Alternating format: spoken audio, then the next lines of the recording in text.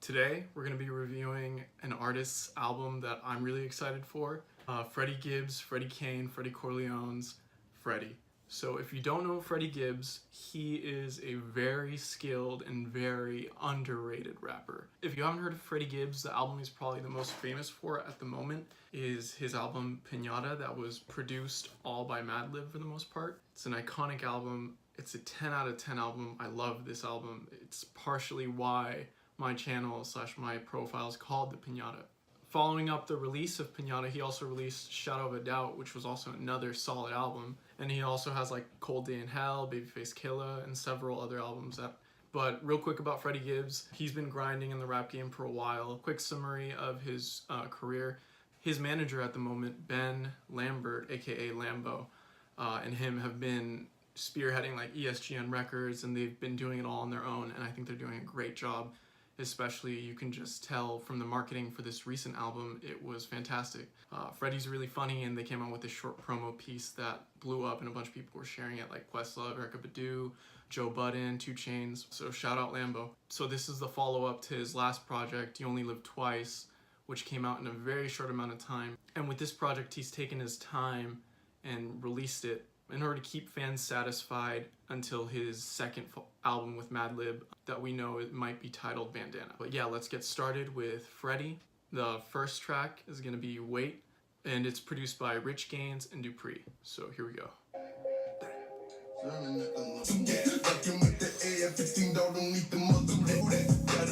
That bass!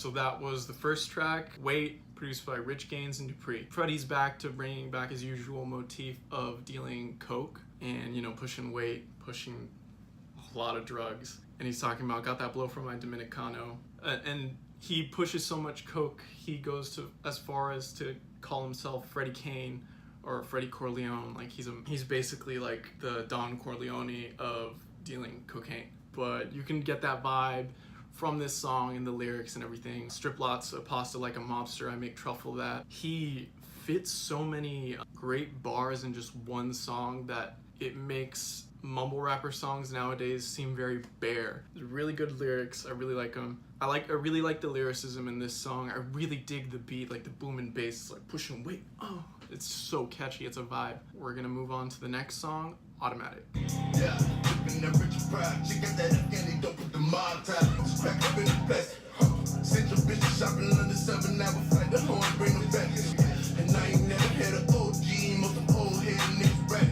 So that was Automatic, and it was produced by Kenny Beats. The 808s are back, and they're just as nasty as the first track.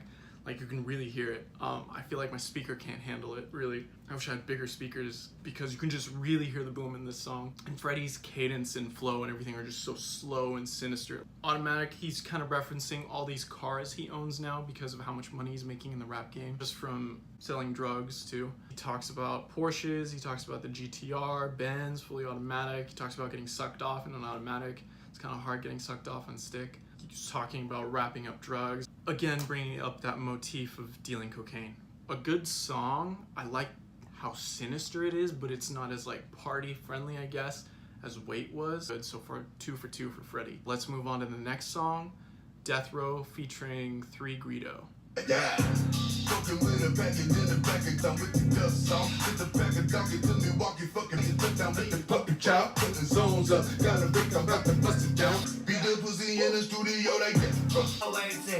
Sitting the bitches, serving the fiends. Ooh, German gave me generous. We gon' give your ass a business. I just might go through a rollie on my neck. So that was Death Row by Freddie Gibbs featuring 3 Greedo, produced by Kenny Beats. This is another braggadocious track he's talking about his wealth. He's talking about flying in a plane, sending the package of cocaine he has, and all these women he's like having sex with. I really like how he talks about it like puppy chow. He's talking about how he has so much money he might buy his next hoe a rollie, which is a little insane how much money he probably has. And then Death Row could also be referencing the Death Row Records, like to the record label Tupac was signed to, as well as Eazy-E, which great sample, like shout out Kenny Beats because this sample was insane. I'm not gonna lie, I think he did it better even than Eazy-E did. I like this song so much. You can't compare them, but it's just so much harder. Freddie's flow is just so fast. Even Greedo's flow too is really good. I like how he interpolates the whole cruising through the city in my 018. Best song so far in my opinion. It's a hit. The next song, Triple Threat.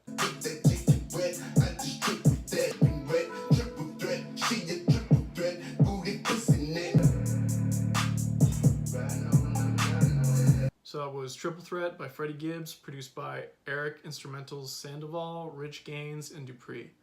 This song sounds like it could have fit snugly in Shadow of a Doubt. It's a good song. You could just definitely tell he introduced the whole singing again from Shadow of a Doubt. And he's not a bad singer. It sounds good. It's not bad at all. This song is basically just about him having sex with all these different women. No wedding ring, 10 different ladies now. He's just living the life. I like the flow. It's a lot slower compared to the other songs, but his cadence is a little more upbeat compared to like Automatic. But yeah, solid song. This song and Death Row are probably some of my favorites right now. But let's move on to the next song, Too Legit.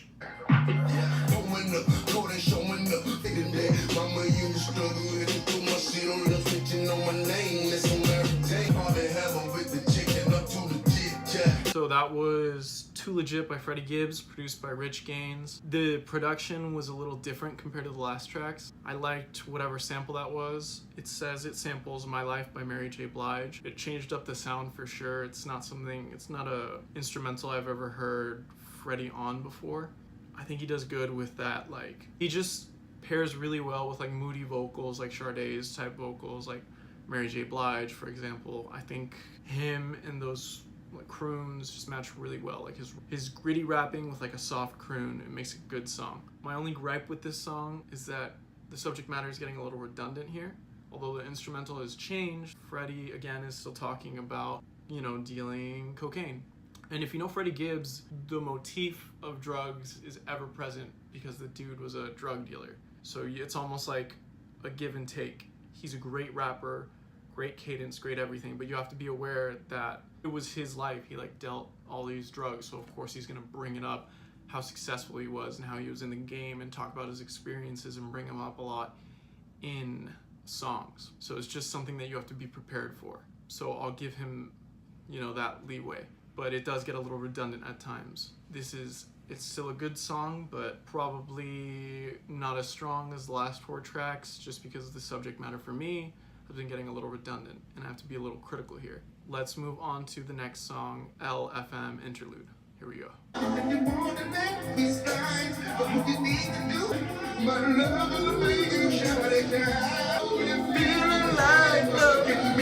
So that was Feeling Like Fucking Me Interlude by Freddie Gibbs. I think this just kind of plays into the whole marketing by Freddie Gibbs of how he was going for like that old R&B, like Silk Suit, Teddy Pendergrass vibe for the promo and everything. So this is kind of fitting that theme, but musically. I'll give it to Freddie, even when he's joking around singing, like just kind of this moody like R&B stuff, he does it in a humorous way, but sometimes it doesn't sound half bad. But I got a good like chuckle, I still felt it. I got this weird like, it's funny, but also Freddie could probably go for that kind of vibe even if he was joking. But let's move on to the next song, Set Set by Freddie Gibbs. Don't pay for numbers on the set for who you fucking with. Believe myself a take, I got my proof.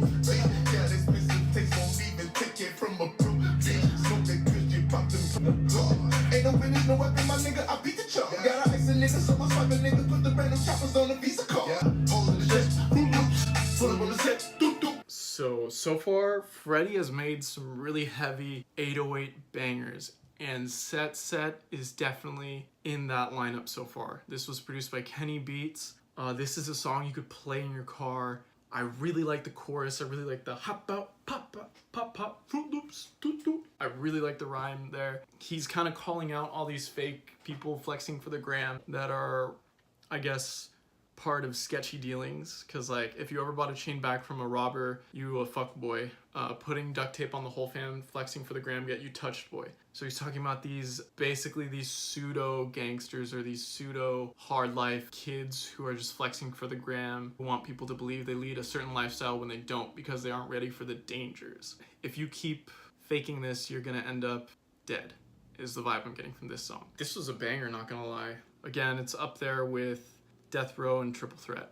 But let's move on to the next song, Toe Tag. I cannot pick Kobe's on my new shit. I'm in 22. Oh my God, for some revival, is the whole bad enough. This not Deion Sanders, one night stand. I'm so certain if I go platinum. So that was Toe Tag by Freddie Gibbs. So toe tag, he's talking, you know, if you know what a toe tag is, it's basically the thing they put on dead bodies in morgues in order to identify them. He's talking about how he's almost in this drug dealer lifestyle, in this path that he can't seem to get out of. Fuck the club, I'm in the basement with the bag, bagging up, told my mama I'll subservient if I go platinum. So he can't escape it, and the only way he can is if his rap career blows up, if he goes platinum.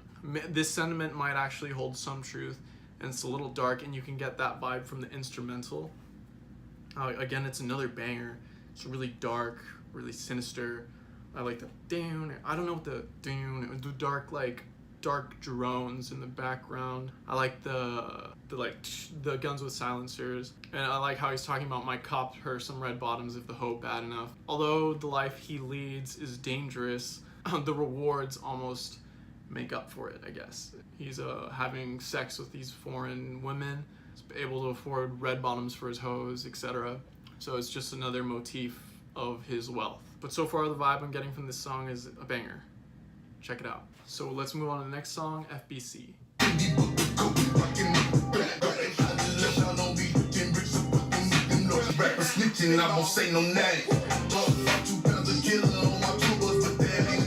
So that was Fendi Buckle Coat. Gibbs is talking about one of his hoes that he's meeting at the mall in order to buy her a Fendi Buckle Coat. And so relating to all the other songs where he references women, he has a bunch of side chicks. So this is just kind of also relating to his wealth. And I looked up Fendi Buckle Coat. Looks like these coats cost anywhere from like $3,000 to $6,000. So it's not a cheap coat. The song, sound-wise, it felt like it was building up to something, but it never got to it. Like it wanted to break through, but it just couldn't, and it just kind of stayed the same. And this was produced by Tony Seltzer, Adrian Lau, and Kenny Beats. We'll move on to the next song, Diamonds 2. Hey, $1 million lick like ain't nobody tell me shit. Hey, I catch it not just call the body, Luca Brasi, he sleep with the fishes. So that was Diamonds 2 by Freddie Gibbs, featuring Casey Joe Craig and his daughter Erie Jane Gibbs. Produced by Rich Gaines and Dupree. So this song is almost like Freddie knew that you would catch on to his motifs and everything that he was talking about, like the redundancy, and got a little transparent about his life. Right away, he hits you with I Can't Lie, Still Love My Baby Mama.